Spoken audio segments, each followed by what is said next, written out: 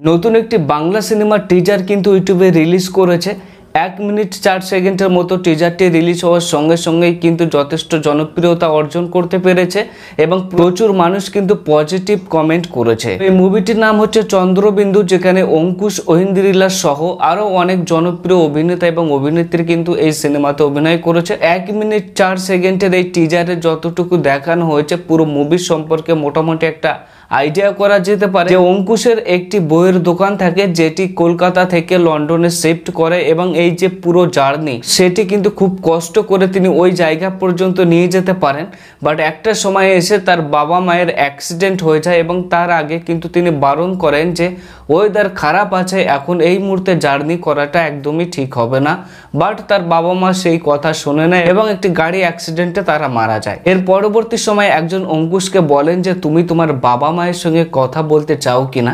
তো অঙ্কুশ জিজ্ঞাসা করেন কিভাবে, তো তিনি প্ল্যান চ্যাটের মাধ্যমে কথা বলেন এবং অঙ্কুশ এটা কিন্তু মোটেও বিশ্বাস করতে চায় না যে এই সময়ে এসে এই বর্তমান সময়ে দাঁড়িয়ে তিনি কিন্তু এই সমস্ত আজগুবি কথা মোটেও বিশ্বাস করতে চায় না। বাট অ্যাট লাস্ট তিনি রাজি হয়ে যায় এবং তারা প্ল্যান চ্যাটের মাধ্যমে তার বাবা মাকে ডাকতে থাকেন এবং তার পরবর্তী সময় তার বাবা মা এসে তার সঙ্গে কথা বলেন কিনা, তার পরবর্তী পর্যায়ে কি ঘটতে চলেছে বা মৃত্যুর পরে কোনো জগৎ আছে কিনা বা মৃত্যুর পরে মানুষের কি অবস্থা যেতে পারে বা মানুষ আবার ফিরে আসে কিনা কথা বলার জন্য, এই সমস্ত কিছু দেখার জন্য কিন্তু সিনেমা হলে যেতে হবে। বাট টিজারে এতটুকুই দেখানো হয়েছে, সব মিলিয়ে টিজারটি কিন্তু মোটামুটি ভালো, আপনারা চাইলে দেখতে পারেন। এবং বর্তমান সময়ে এরকম ধরনের একটা গল্প নিয়ে সিনেমা তৈরি হচ্ছে, এটাই দেখার যে মুভিটা কতটা জনপ্রিয়তা পাচ্ছে বা কতটা সুপার হিট হচ্ছে।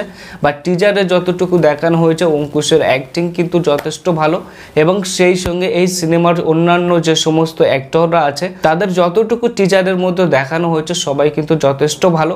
রহস্যজনক অধ্যায় কিন্তু থাকছে মুভিতে, সেটা সম্পূর্ণ দেখার জন্য অবশ্যই সিনেমা হলে গিয়ে দেখতে হবে। এই সিনেমাটি অর্থাৎ এই চন্দ্রবিন্দু সিনেমাটি 23শে মে কিন্তু রিলিজ করছে, আপনারা চাইলে গিয়ে দেখতে পারেন। তো আজকের ভিডিওতে এতটুকুই, দেখা হবে অন্য কোনো ভিডিওতে। চ্যানেলটি প্রথম দেখে থাকলে অবশ্যই চ্যানেলটি সাবস্ক্রাইব করে সাপোর্ট করবেন। ধন্যবাদ।